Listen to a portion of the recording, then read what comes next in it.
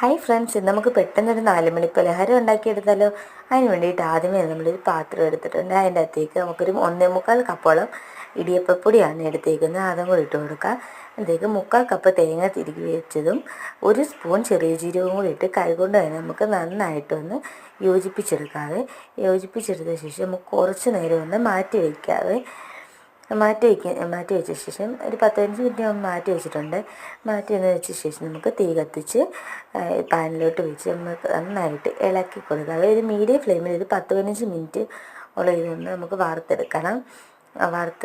ചെറുതായിട്ടൊന്ന് കളറൊക്കെ മാറി വരുന്നവരെ ഒന്ന് വറുത്തെടുക്കണേ. അങ്ങനെ നമ്മുടെ അവലേസൂടെ റെഡി ആയിട്ടുണ്ട്. നന്നായിട്ടൊന്ന് മൂത്ത് വന്നിട്ടുണ്ട്. മൂത്ത് തണുത്ത് വരുന്ന സമയത്ത് നമുക്ക് ആവശ്യത്തിന് പഞ്ചസാരയും കൂടി ഇട്ട് യോജിപ്പിച്ചെടുക്കാം. എൻ്റെ വീഡിയോ ഇഷ്ടപ്പെടുന്നവരെ എന്നെ ഒന്ന് സപ്പോർട്ട് ചെയ്യാൻ മറക്കല്ലേ. എല്ലാവരും ഒന്ന് ട്രൈ ചെയ്ത് നോക്കണേ ഇത്.